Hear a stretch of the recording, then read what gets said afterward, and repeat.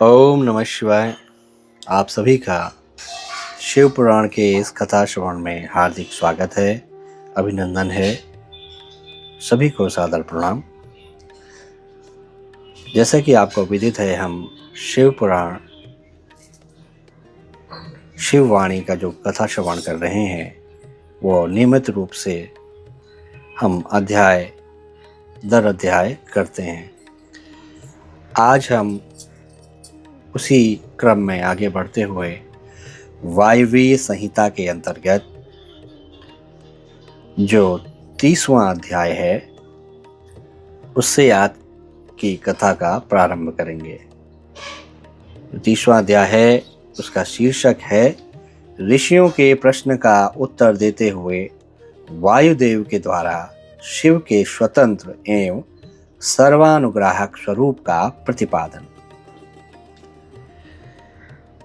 तदंतर ऋषियों ने कई कारण दिखाकर पूछा, वायुदेव, यदि शिव सदा शांत भाव से रहकर ही सब पर अनुग्रह करते हैं तो सबकी अभिलाषाओं को एक साथ ही पूर्ण क्यों नहीं कर देते? जो सब कुछ करने में समर्थ होगा वह सबको एक साथ ही बंधन मुक्त क्यों नहीं कर सकेगा? यदि कहें अनादिकाल से चले आने वाले सबके विचित्र कर्म अलग अलग हैं, अतः सबको एक समान फल नहीं मिल सकता, तो यह ठीक नहीं है, क्योंकि कर्मों की विचित्रता भी यहाँ नियामक नहीं हो सकती। कारण कि वे कर्म भी ईश्वर के कराने से ही होते हैं। इस विषय में बहुत कहने से क्या लाभ? उपयुक्त रूप से विभिन्न युक्तियों द्वारा फैलाई गई नास्तिकता जिस प्रकार से शीघ्र ही निवृत्त हो जाए वैसा उपदेश दीजिए।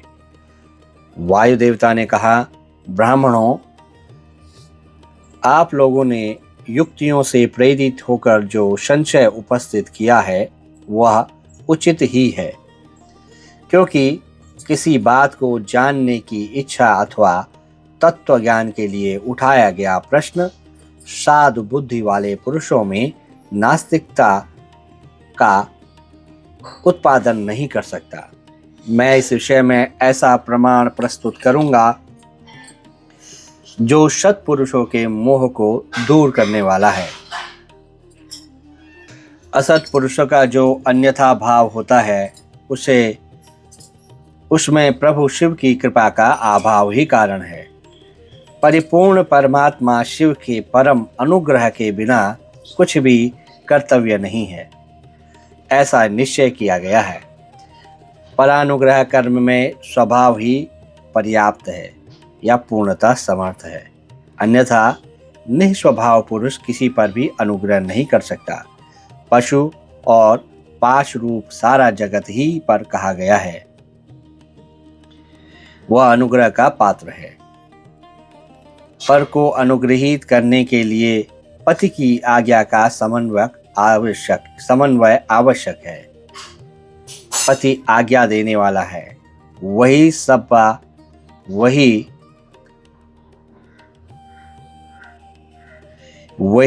सदा सब पर अनुग्रह करता है।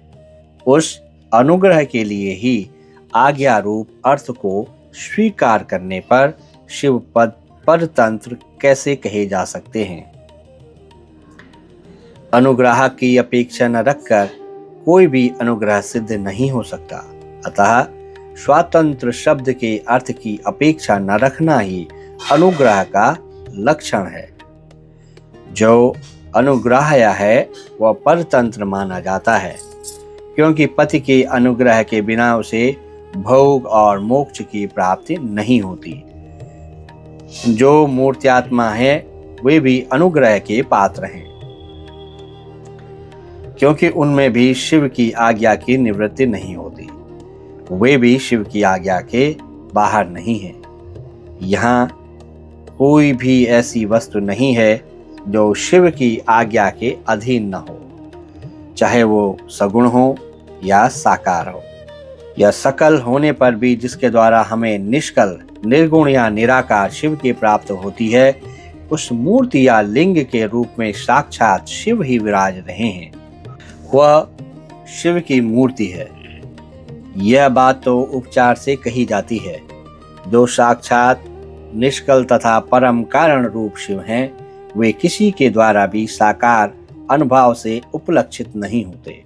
ऐसी बात नहीं है। यहाँ प्रमाण गम्य होना उनके स्वभाव का उपपादक नहीं है। प्रमाण अथवा प्रतीक मात्र से अपेक्षा बुद्धि का उदय नहीं होता। वे परम तत्व के उपलक्षण मात्र हैं। इसके सिवा उनका और कोई अभिप्राय नहीं है। कोई न कोई मूर्ति ही आत्मा का साक्षात उपलक्षण होती है। शिव की मूर्ति है। इस कथन का अभिप्राय यह है कि उस मूर्ति के रूप में परम शिव विराजमान है। मूर्ति उनका उपलक्षण है। जैसे काष्ठ आदि आलंबन का आश्रय लिए बिना केवल अग्नि कहीं उपलब्ध नहीं होती, इसी प्रकार शिव भी मूर्ति आत्मा में आरूढ़ हुए बिना उपलब्ध नहीं होते। यही वस्तु स्थिति है। जैसे किसी के यह कहने पर कि तुम आग ले आओ, उसके द्वारा जलती हुई लकड़ी आदि के सिवा साक्षात अग्नि नहीं लाई जाती। उसी प्रकार शिव का पूजन भी मूर्ति रूप में ही हो सकता है, अन्यथा नहीं। इसलिए पूजा आदि में मूर्ति आत्मा की परिकल्पना होती है, क्योंकि मूर्ति आत्मा के प्रति जो कुछ किया जाता है वह साक्षात शिव के प्रति किया गया ही माना गया है। लिंग आदि में विशेषता अर्चा विग्रह में जो पूजन कृत्य होता है वह भगवान शिव का ही पूजन है। उन मूर्तियों के रूप में शिव की भावना करके हम लोग शिव की ही उपासना करते हैं।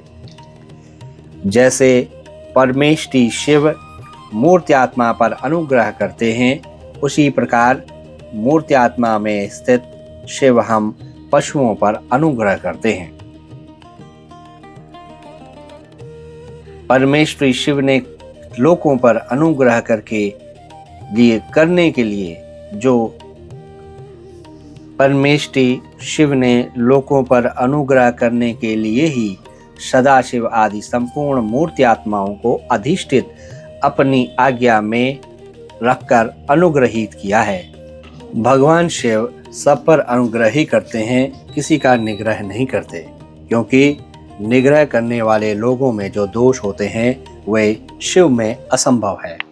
ब्रह्मा आदि के प्रति जो निग्रह देखे गए हैं वे भी श्रीकंठ मूर्ति शिव के द्वारा लोकहित के लिए ही किए गए हैं। विद्वानों की दृष्टि में निग्रह भी स्वरूप से दूषित नहीं है। जब वह राग द्वेष से प्रेरित होकर किया जाता है तभी निंदनीय माना जाता है।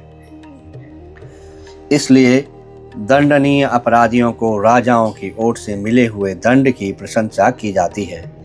यदि साधु की रक्षा करनी है तो असाधु का निवारण करना ही होगा। पहले साम आदि 3 उपायों से असाधु के निवारण का प्रयत्न किया जाता है। यदि यह प्रयत्न सफल नहीं हुआ तो अंत में चौथे उपाय दंड का आश्रय लिया जाता है।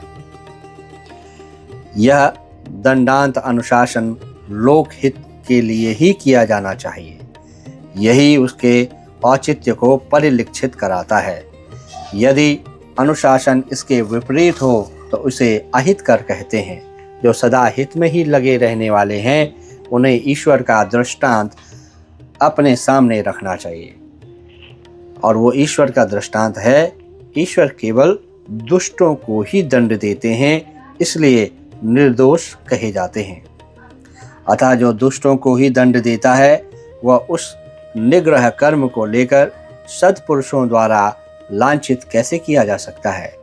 लोक में जहाँ कहीं भी निग्रह होता है वो यदि विद्वेष पूर्वक न हो तभी श्रेष्ठ माना जाता है। जो पिता पुत्र को दंड देकर उसे अधिक शिक्षित बनाता है वह उससे द्वेष नहीं करता। शिव की आज्ञा का पालन ही हित है, और जो हित है वही उसका अनुग्रह है। अतएव सबको हित में नियुक्त करने वाले शिव सब पर अनुग्रह करने वाले कहे गए हैं। जो उपकार शब्द का अर्थ है उसे भी अनुग्रह ही कहा गया है, क्योंकि उपकार भी हित रूप ही होता है।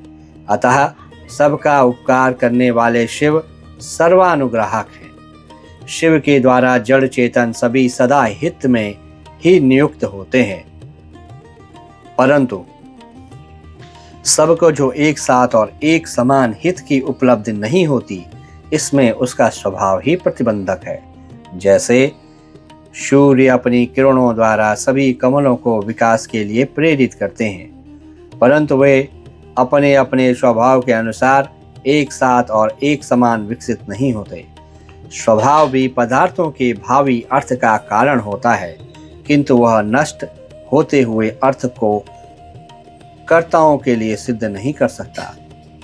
जैसे अग्नि का संयोग सुवर्ण को ही पिघलाता है, कोयले का अंगार को नहीं, उसी प्रकार भगवान शिव परिपक्व माल वाले पशुओं को ही बंधन मुक्त करते हैं, दूसरों को नहीं। जो वस्तु जैसी होनी चाहिए वैसी वह स्वयं नहीं बनती, वैसी बनने के लिए कर्ता की भावना का सहयोग होना आवश्यक है। कर्ता की भावना के बिना ऐसा होना संभव नहीं है। अतः कर्ता सदा स्वतंत्र होता है। सब पर अनुग्रह करने वाले शिव जिस तरह स्वभाव से ही निर्मल हैं, उसी तरह जीव संज्ञा धारण करने वाली आत्माएं स्वभावतः मलिन होती हैं। यदि ऐसी बात न होती तो वे जीव क्यों नियम पूर्वक संसार में भटकते और शिव क्यों संसार बंधन से परे रहते। विद्वान पुरुष कर्म और माया के बंधन को ही जीव का संसार कहते हैं। यह बंधन जीव को ही प्राप्त होता है, शिव को नहीं। इसमें कारण है जीव का स्वाभाविक मल। वो कारणभूत मल जीवों का अपना स्वभाव ही है, आगंतुक नहीं है। यदि आगंतुक होता तो किसी को भी किसी भी कारण से बंधन प्राप्त हो जाता। तो जो यह हेतु है वह एक है, क्योंकि सब जीवों का स्वभाव एक सा है। यदि सब में एक सा आत्मभाव है तो भी मल के परिपाक और अपरिपाक के कारण कुछ जीव बद्ध हैं और कुछ बंधन से मुक्त। बद्ध जीवों में भी कुछ बंधन से मुक्त हैं।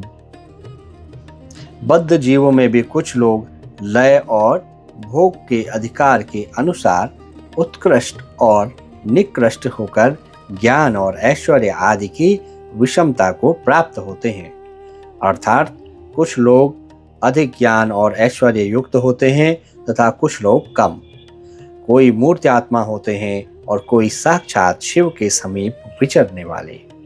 मूर्ति आत्माओं में कोई तो शिव स्वरूप हो, छहों अध्वाओं के ऊपर स्थित होते हैं, कोई अध्वाओं के मध्य मार्ग में महेश्वर होकर रहते हैं और कोई निम्न भाग में रुद्र रूप से स्थित होते हैं। शिव के समीपवर्ती स्वरूप में भी माया से परे होने के कारण उत्कृष्ट, मध्यम और निकृष्ट भेद से 3 श्रेणियां होती हैं। यहाँ निम्न स्थान में आत्मा की स्थिति है, मध्यम स्थान में अंतरात्मा की स्थिति है और जो सबसे उत्कृष्ट श्रेणी का स्थान है उसमें परमात्मा की स्थिति है। ये ही क्रमशः ब्रह्मा, विष्णु और महेश्वर कहलाते हैं। कोई वस्तु या जीव परमात्मा पद का आश्रय लेने वाले होते हैं, कोई अंतर परमात्मा पद और आत्म पद पर प्रतिष्ठित होते हैं। भगवान शिव तो अनायास ही समस्त पशुओं को बंधन से मुक्त करने में समर्थ हैं। फिर वे उन्हें बंधन में डाले रखकर क्यों दुख देते हैं। यहाँ ऐसा विचार या संदेह नहीं करना चाहिए, क्योंकि सारा संसार दुख स्वरूप ही है। ऐसा विचारवानों का निश्चित सिद्धांत है।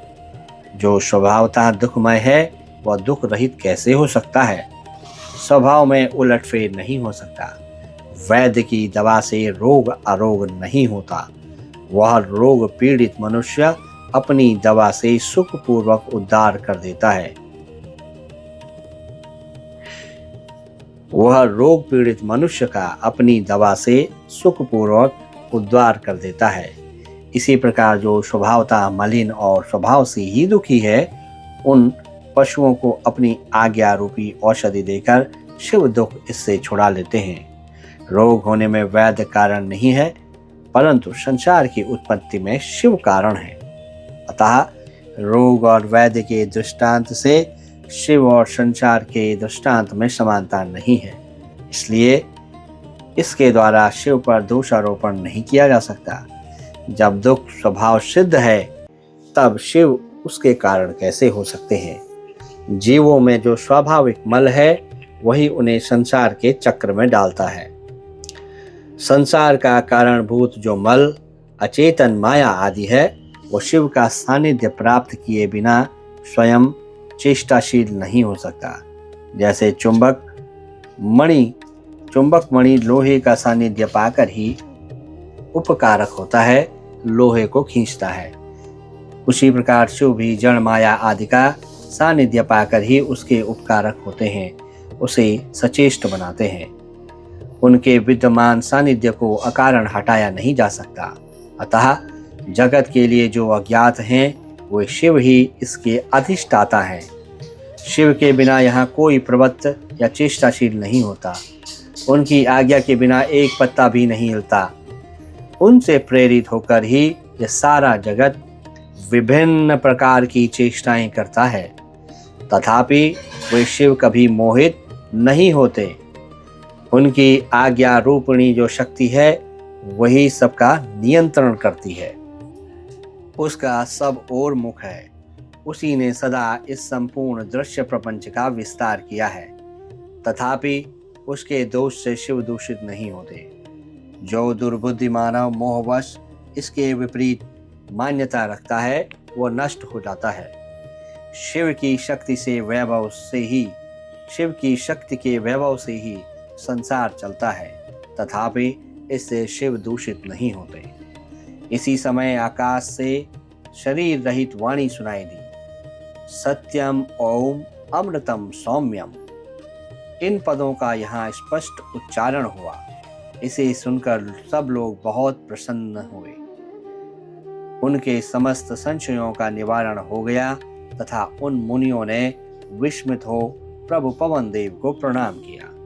इस प्रकार उन मुनियों को संदेह रहित करके भी वायुदेव ने यह नहीं माना कि इन्हें पूर्ण ज्ञान हो गया है। इनका ज्ञान अभी प्रतिष्ठित नहीं हुआ है, ऐसा समझकर ही वे इस प्रकार बोले। वायु देवता ने कहा, मुनियों, परोक्ष और अपरोक्ष के भेद से ज्ञान दो प्रकार का माना जाता है। परोक्ष ज्ञान को अस्थिर कहा जाता है और अपरोक्ष ज्ञान को सुस्थिर।